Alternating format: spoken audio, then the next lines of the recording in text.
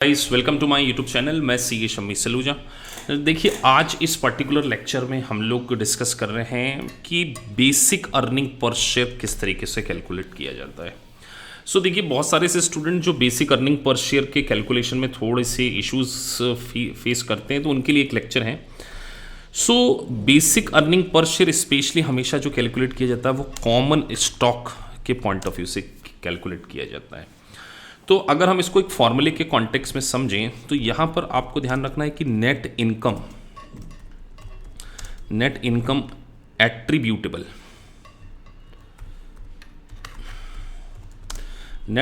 Attributable to common stock.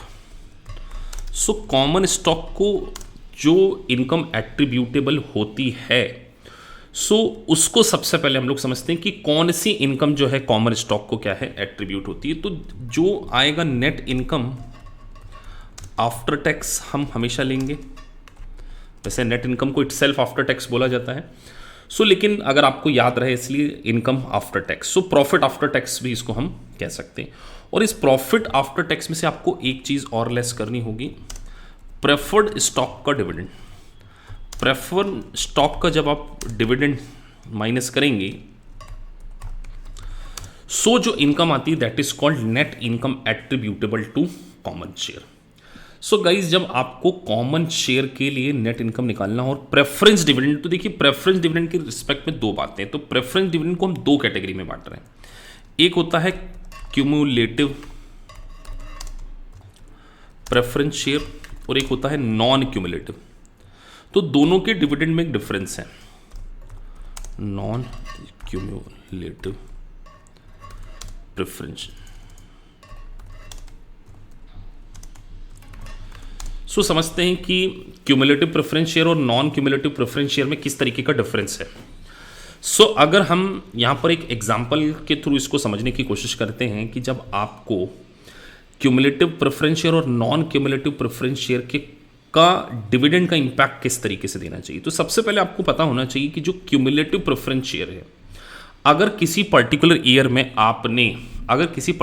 आपने dividend distribute नहीं किया है क्यूमुलेटिव प्रेफरेंस शेयर को, तो ये डिविडेंड जो एक्यूमुलेट हो जाता है और ये डिविडेंड अरियर बन जाता है, और आपको आने वाले समय में before declaring of dividend to common stock आपको प्रेफरेंस स्टॉक के शेयर्स के ऊपर डिविडेंड को क्या करना पड़ता है, डिस्ट्रीब्यूट करना पड़ता है। एक नॉन एक्यूमुलेटिव प्रेफरेंस शेयर का मतलब होता है जिनका डिविडेंड एक्यूमुलेट नहीं होता है, जिन शेयर्स के ऊपर अगर आपने डिविडेंड किसी पर्टिकुलर ईयर में नहीं दिया तो वो लैप्स हो जाता है, आपको आने वाले समय में उन शेयर्स के ऊपर, उन cumulative non cumulative preference share के ऊपर डिविडेंड देने की जरूरत नहीं होती। गाइज, जब आप ईपीएस का कैलकुलेशन कर रहे हो तो इन प्रेफरेंस शेयर का क्या इंपैक्ट होता है इसको हम समझते हैं। मैं एक एग्जांपल बनाता हूं, एग्जांपल के थ्रू हम समझते हैं।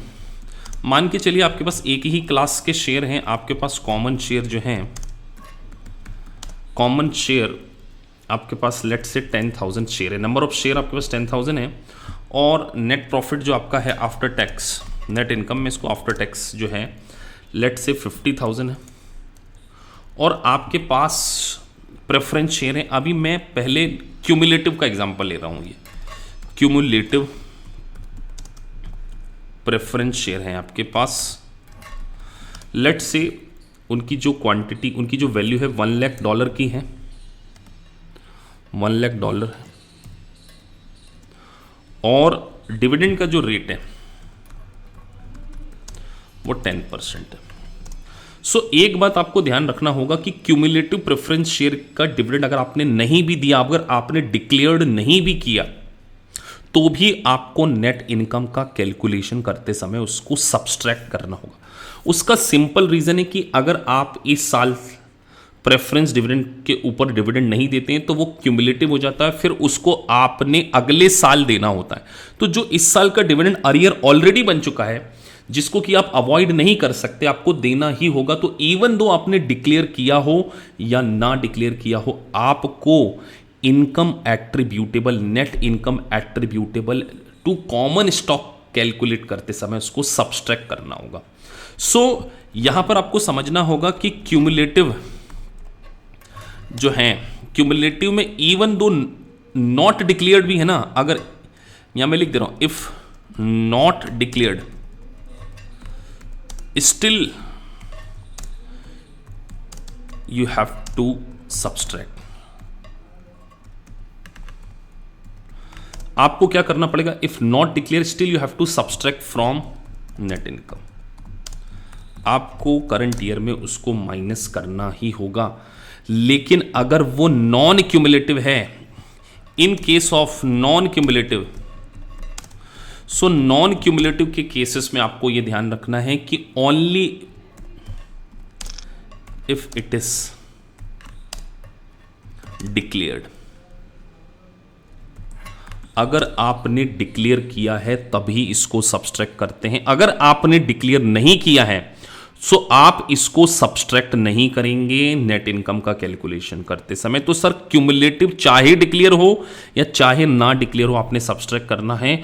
और non cumulative unless it is declared, आप उसको सब्सट्रैक्ट नहीं करेंगे। मतलब कि आपने अगर डिक्लेयर किया है नॉन क्यूमुलेटिव में तभी आप इसको माइनस करते हैं।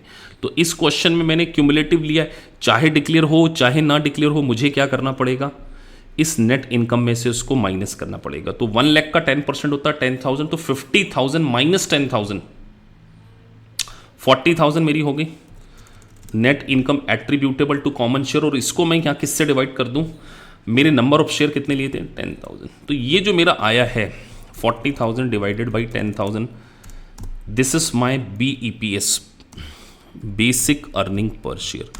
तो यहां इस एक छोटे से वीडियो में जो प्रेफरेंस शेयर के रिस्पेक्ट में कंफ्यूजन होता है US CPA स्टूडेंट को, मैं आपको स्पेसिफिकली बताना चाह रहा हूं कि नॉन क्यूमुलेटिव में आपने चाहे ओनली नॉन क्यूमुलेटिव के केस में तभी माइनस करेंगे जब डिक्लेयर्ड हो, और क्यूमुलेटिव के केस में चाहे डिक्लेयर हो या ना डिक्लेयर हो माइनस करना। तो इसका मतलब सर एक टर्मिनोलॉजी और आ जाती है dividend paid. So dividend paid, अगर लास्ट ईयर का डिविडेंड करंट ईयर में पे किया जा रहा है in case of cumulative dividend, cumulative preference share, still आपको पिछले साल का जो डिविडेंड है, जो डिविडेंड इन अर्लियर है इस साल पे किया है, उसको कंप्लीटली इग्नोर करना है, बिकॉज लास्ट ईयर आप ऑलरेडी उसको सब्सट्रैक्ट कर चुके। तो डिविडेंड पेड, सो हम ये कह लें अर्लियर ऑफ डिविडेंड अगर हमने पेड किया है लास्ट ईयर का करंट है, तो इसका कोई impact, no effect to be given on net income. तो ये बात आपको क्या करनी है, ध्यान रखनी है कि उसका कोई भी इफेक्ट आपको, arrear of dividend paid, no effect to be given on net income. Last year का जो अर्लियर आपने पे किया, अगर करंट ईयर में आप उसको पेड करते हैं तो इसका कोई इंपैक्ट नहीं होता, क्योंकि क्यूमुलेटिव में हम उसको प्रीवियस ईयर में ही, even though we have not declared, हमने उसको क्या कर लिया है, सब्सट्रैक्ट कर लिया है। तो प्रेफरेंस शेयर के डिविडेंड के रिस्पेक्ट में वेरी वेरी इंपॉर्टेंट। तो ऐसे स्मॉल वीडियोस गाइस, अभी आने वाले समय में आपको डाइल्यूटेड ईपीएस के बारे में भी बताया जाएगा कि किस तरीके से US CPA student diluted EPS में जो कंफ्यूजन आते हैं उसको किस तरीके से सॉर्ट आउट कर सकते हैं। तो एक छोटा सा लेक्चर था प्रेफरेंस डिविडेंड के कॉन्टेक्स्ट में कि प्रेफरेंस शेयर का जो डिविडेंड है वो नेट इनकम में उसका इंपैक्ट किस तरीके से दिया जाता। तो पेड वर्ड और डिक्लेयर्ड वर्ड को आपने ध्यान रखना है। अगर क्वेश्चन में डिक्लेयर लिखा है तो क्यूमुलेटिव के केस में चाहे डिक्लेयर्ड हो या ना हो आपको सब्सट्रैक्ट करना है, और नॉन क्यूमुलेटिव में पेड नहीं डिक्लेयर्ड दिखा जाता, अगर डिक्लेयर्ड है तभी उसको सब्सट्रैक्ट करना, और एरियर ऑफ डिविडेंड का कोई इंपैक्ट नहीं होगा नेट इनकम के ऊपर, उसको आप सिंपली क्या करें, इग्नोर कर रखें। तो गाइज अगर आपको वीडियो अच्छा लगा है तो आप हमारे चैनल को सब्सक्राइब कर सकते हैं, ताकि टाइम टू टाइम आपको सारे notification in respect of US CPA, US CMA international courses से रिलेटेड मिल सकें। Thank you guys for watching this video, thank you.